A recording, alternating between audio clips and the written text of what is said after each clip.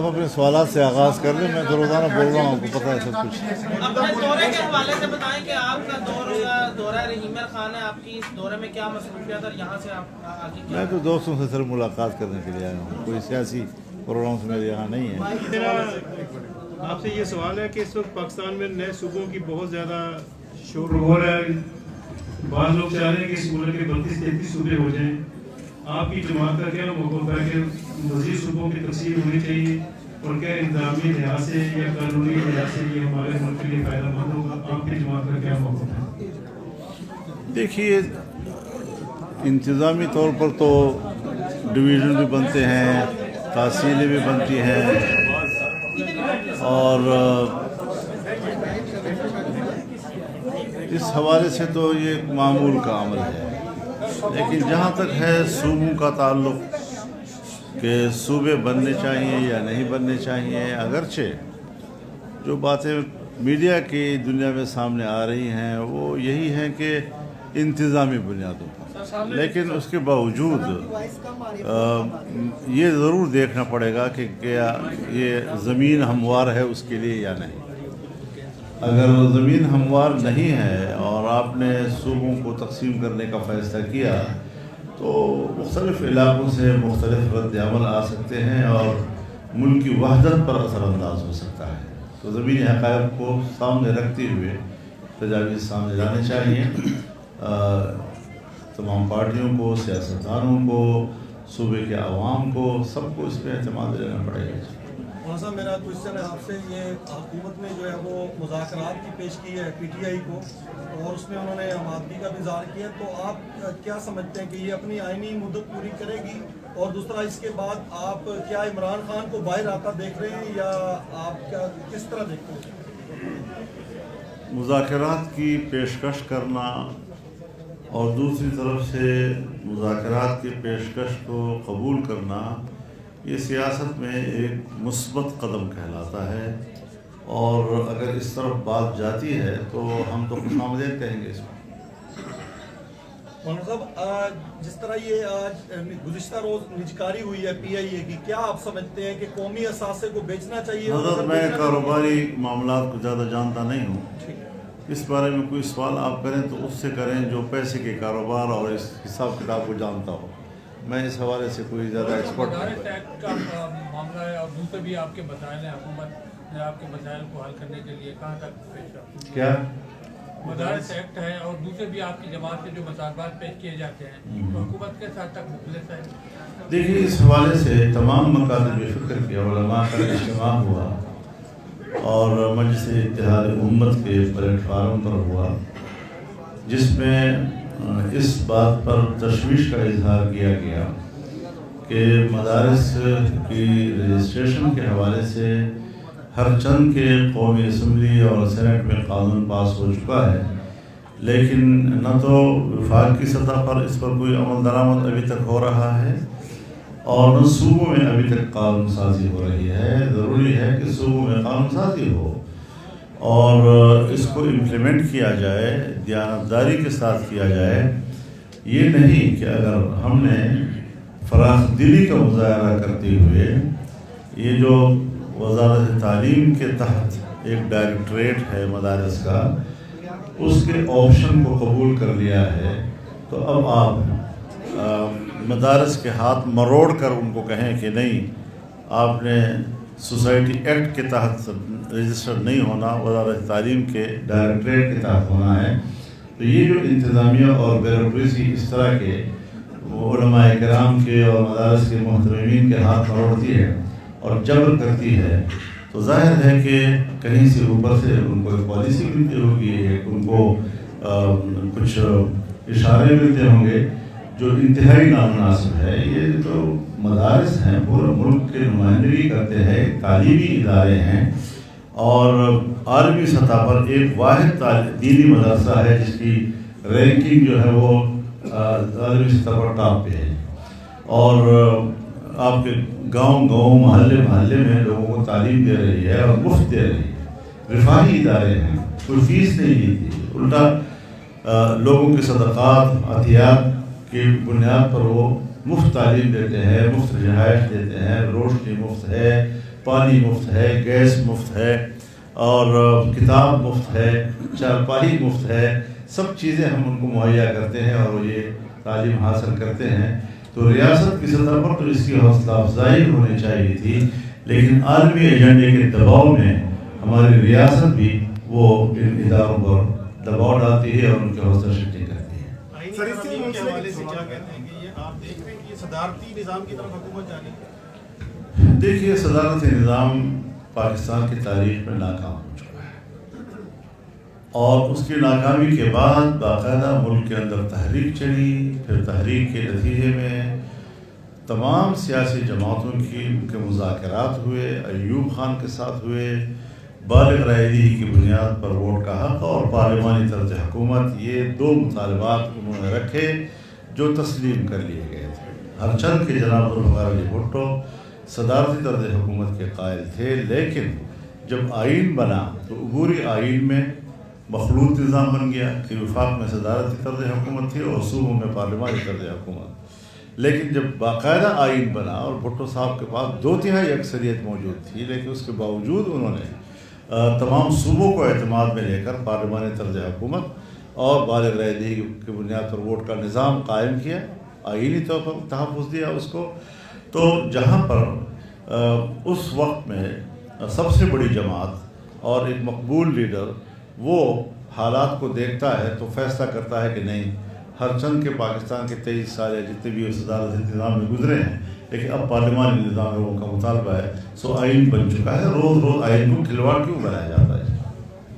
مولانا میرا آپ سے یہ سوال ہے کہ جب 26ویں آئینی ترمیم ہوئی تھی تو آپ کی جو کاوشیں تھی اس کی وجہ سے کچھ ترامیم اس میں سے نکال دی گئی تھی. اب ان میں سے کتنی ترامیم اس حکومت نے دوبارہ 27 امینڈمنٹ میں ایڈ کر دی ہے ان میں سے؟ اور دوسرا یہ ریومر ہے کہ جو پارلیمنٹ کی مدت ہے اس میں 2 سال کی ایکسٹینشن دی جا رہی ہے اس کو. اگر وہ ایسا کرتی ہے چونکہ اب ان کے پاس 2/3 میجارٹی ہوگی تو آپ کا کیا رد عمل ہوگا؟ قانون سازی اور آئین سازی میں بڑا فرق ہے. قانون میں ترمیم اور آئین میں ترمیم، اس میں بڑا فرق ہے. جتنا آپ کا دستاویز مضبوط اور مستحکم ہے اتنا ہی اس میں رد و بدل کرنے کی شرائط بھی سخت ہوا کرتے ہیں. قرآن کریم ایک ابدی دستاویز ہے ہمارے پاس، مجال ہے کہ قیامت تک اس میں کسی ایک حرف کی تبدیلی کی بھی کسی کو اجازت نہیں. اس کے بعد حدیث کا درجہ آتا ہے تو اس میں کتنے احتیاط کے ساتھ چلنا پڑتا ہے تاکہ کسی حدیث پہ زد نہ آئے، کوئی ہم اپنی طرف سے بات نہ کر لیں. اسی طرح ملکوں کے اندر جب ملی میثاق بنتے ہیں تو اس کے آئین کی صورت میں بنتے ہیں. سو آئین اس وقت ملک کے اندر متفقہ موجود ہے. اگر ہم نے 26ویں ترمیم کی تو مجھے یاد ہے کہ اس وقت بھی حکومت کو بہت جلدی تھی اور 24 گھنٹے اور 3 دن کے اندر اندر اس کو پاس کرانا چاہتے تھے، لیکن چونکہ اس وقت ان کے پاس 2/3 اکثریت موجود نہیں تھی اور جمعیت علماء اسلام کے ووٹ کی ان کو ضرورت تھی، تو 1 مہینہ 1 ہفتے تک مذاکرات چلے اور اس ڈرافٹ میں حکومت کو 34 شقوں سے دستبردار ہونا پڑا. صرف 22 شقیں رہ گئی، جس کے بعد پھر ہم نے 5 شقیں اور بڑھائیں تو 27 شقوں پر مشتمل وہ بل پاس ہو گیا.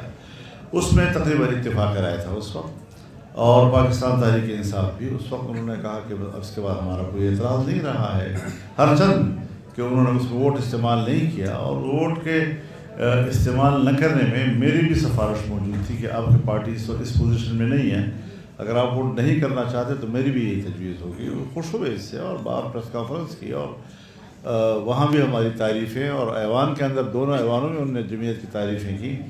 لیکن اب جب 27ویں ترمیم آ گئی تو ان کے پاس 2/3 اکثریت موجود تھی. مطلب یہ کہ 1 سال کے اندر اندر انہوں نے کتنے لوگوں کے ہاتھ مروڑے ہوں گے اور کتنے لوگوں کو بلیک میل کر کے خریدا ہوگا اور اپنی 2/3 اکثریت انہوں نے بنائی ہوگی. تو کیا ہم لوگوں کو اور نئی نسلوں کو کیا سبق دے رہے ہیں کہ ہم نے آئین کو کیا چیز بنا دیا ہے؟ تو اس سے متنازع ہو جائے گا آئین.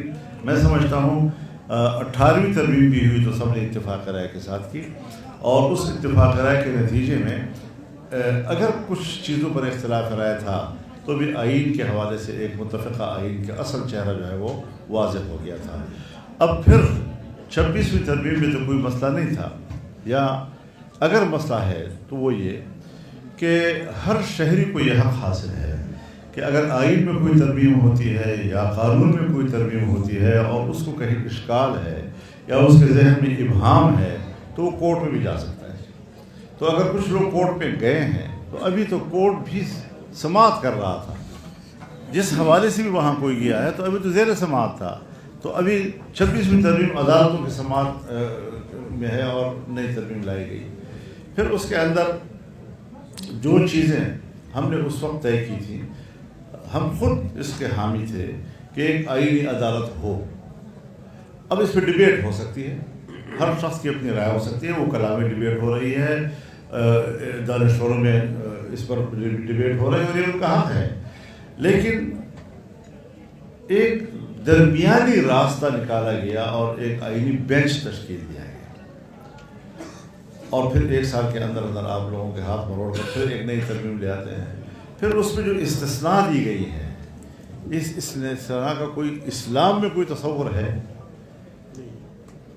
رسول اللہ صلی اللہ علیہ وسلم نے تو خود صحابہ کرام سے فرمایا کہ کسی کا اگر میرے اوپر کوئی قرض ہے تو وہ چکا سکتا ہے. اب کون حضور سے کہے کہ میرا تیرے اوپر قرض ہے؟ لیکن ایک صحابی نے کہا ہاں میرا قرض ہے. کیا جی؟ کہ آپ نے مجھے لاٹھی ماری تھی کمر کے اوپر اور میں نے اس کا بدلہ لینا ہے. تو آپ نے کہا ہاں آپ کا حق ہے، مجھے بھی یاد ہے میں نے آپ کو لاٹھی ماری تھی. تو کہا مارو. تو صحابی نے کہا کہ نہیں، آپ نے ننگی پیٹھ پہ مجھے مارا تھا. تو حضور نے بھی اپنی پیٹھ ننگی کی اور وہ لپک کر گیا، لپٹا اس کے ساتھ، چومتا رہا. تو اس نے کہا جی میں نے ساری چیزیں اس کے لیے کہ میں آپ کے جسم مبارک کو چومنا چاہتا تھا. لیکن حضور نے تو اپنے آپ کو مستثنی نہیں رکھا. حضرت عمر فاروق عدالت میں پیش ہوئے ہیں، باقاعدہ پوچھتی بھی تھی کہ اگر مجھ سے کوئی غلطی ہو جائے تو پھر آپ کا رد عمل کیا ہوگا. تو آج یہ چیزیں آ گئی کہ ہم خدمات کے بدلے میں زیست استثناء لے رہے ہیں اور یہ چیزیں نہ شریعت کے زمرے میں آتی ہے، نہ یہ جمہوری رویے ہیں، نہ ہمارے جیسے ملکوں میں اس قسم کے نئے روایات. ان کو خود کہہ دینا چاہیے کہ ہم یہ مراعات نہیں لیں گے اور اسمبلی نے اگر ہمیں دی بھی ہیں تو بھی ہمیں قبول نہیں ہے. تب جا کر ان کا قد بڑھے گا اور اس کی شخصیات میں اور اضافہ ہوگا. لیکن کیوں لی گئی ہیں یہ چیزیں؟ یہ تو کمزوریوں کی نشاندہیاں کرتے ہیں. جی محترم، آپ کا یہ جو دورہ ہے یہ تنظیمی دورہ ہے یا کہ آپ دوبارہ تنظیم کو فعال کر رہے ہیں اور 2026 جو ہے اس کو الیکشن کا سال دیکھ رہے ہیں؟ میں آپ کے ساتھ ملاقات کرنے کے لیے آیا ہوں. سر آپ نے ہمیشہ جو ہے وہ اسمبلیوں میں ایوانوں میں جمہوریت کے لیے آواز اٹھائی ہے، آواز بلند کی ہے. تو آپ کیا سمجھتے ہیں کہ ہر بار تقریباً 3 سال کی یا 2.5 سال کی حکومت آتی ہے تو کچھ لوگ آ کے پریس کانفرنس کرتے ہیں اور کہتے ہیں ہمارا سیاست سے کوئی تعلق نہیں ہے. تو آپ کیا سمجھتے ہیں کہ اسٹیبلشمنٹ کو سیاست سے الگ ہونا چاہیے مکمل طور پر، یا آپ اس کو کیسے دیکھتے ہیں؟ دیکھیے سیاست سے تو کوئی انسان بھی لا تعلق نہیں ہوتا. بادشاہتوں میں جو حکومتیں ہیں کیا وہ سیاست نہیں ہے؟ ڈکٹیٹر اگر کسی ملک پر حاکم ہے تو کیا وہاں سیاست نہیں ہے؟ کوئی شہری جہاں بھی بیٹھتا ہے وہ ملک کے معاملات پر ڈسکس کرتا ہے، بات کرتا ہے، دلچسپی رکھتا ہے کسی کی ایک پارٹی کے ساتھ، کسی کی دوسری پارٹی کے ساتھ. تو ملک کے بارے میں سوچنا تو اس کے جو بلند ترین کردار ہے سیاست کا وہ حکومت کرنا ہے. حکومتیں جو ہیں ملک کی تدبیر کرتی ہیں، اس کا انتظام کرتی ہے، اس کی معیشت کا نظام کرتی ہے، اس کے امن و امان کا نظام کرتی ہے اور یہ سب سیاست ہے. تو جو ہمارے ادارے ہیں، ہاں ہمارے اس دور میں ادارے تقسیم ہیں اور ہر ادارے کا اپنا ایک دائرہ اختیار ہے. تو اگر اپنے دائرہ اختیار تک کوئی محدود رہنا چاہتا ہے تو ہم خیر مقدم کریں گے. سر پنجاب حکومت نے علماء کرام کے لیے ایک وظیفے کا اعلان کیا اور اس کے لیے باقاعدہ درخواستیں بھی لی گئی ہیں. جیسے آپ نے ابھی کہا کہ جو وراثت مدارس ہیں وہ ہم اپنی انتظام کے تحت لاتے ہیں. تو پنجاب حکومت اس طرح کو مدد کرنا چاہتی ہے تو کیا سمجھیں گے؟ کس مد سے کرے گی؟ مد کیا ہے؟ یہ انہوں نے وعدے نہیں اگر تو سرکاری اسکول ہے اور اس کے اندر ایک عالم دین دنیات ٹیچر ہے، عربی ٹیچر ہے، قاری ٹیچر ہے، اگر کوئی اوقاف کی مسجد ہے اس میں کوئی خطیب ہے، کوئی امام ہے، کوئی نائب امام ہے، کوئی مؤذن ہے اور اس کو تنخواہ دی جاتی ہے، اس پر ہمیں کوئی اعتراض نہیں ہے۔ لیکن یہ مدرسوں میں اعزازیہ تقسیم کرنا یہ خیبر پختونخوا میں عمران خان کی حکومت میں ہوا اور لوگوں نے مسترد کر لیا۔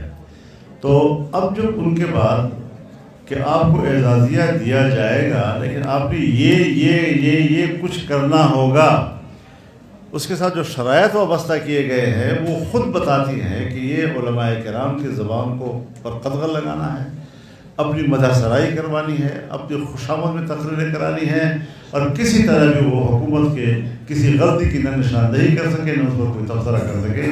تو یہ تو مساجد اور مدارس پر قدغنوں کے کا ایک عمل ہے جو پیسے کے ذریعے کرنا چاہتے ہیں اور ہماری غربت کا مذاق اڑا رہے ہیں۔ جو انکاری ہیں ان سے زبردستی کی جائے۔ مذہبی جماعتوں کو باؤنڈ کرنا چاہ رہے ہیں۔ جی جی سر، مولانا صاحب آپ کچھ سیاسی تبدیلی دیکھ رہے ہیں، کچھ نیا سیاسی اتحاد یا کوئی نئی جماعت سیاسی بننے جا رہی ہے؟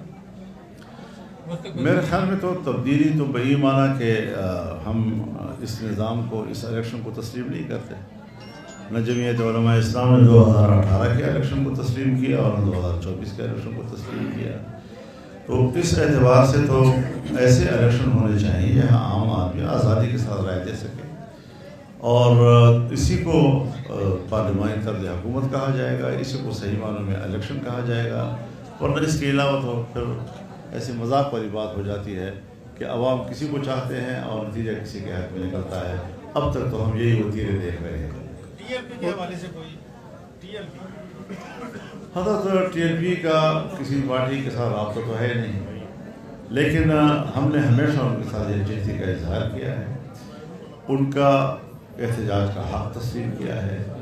اپنے احتجاج کے لیے روڈ پر آنا اگر میں اپنے لیے حق سمجھتا ہوں تو ان کے لیے بھی حق سمجھتا ہوں، اور باقی وہ الگ اپنی سی پارٹی ہے، وہ اپنی پالیسیاں خود بناتی ہے، تو ان کی کچھ پالیسیوں پر اسٹیٹ کو اعتراض ضرور ہے، لیکن ہم ایک کارکن کی حیثیت سے کسی پارٹی پر پابندی لگانا یا ان کے احتجاج کے حق کو کا انکار کرنا یہ نہیں کرتے۔ بہت شکریہ جی۔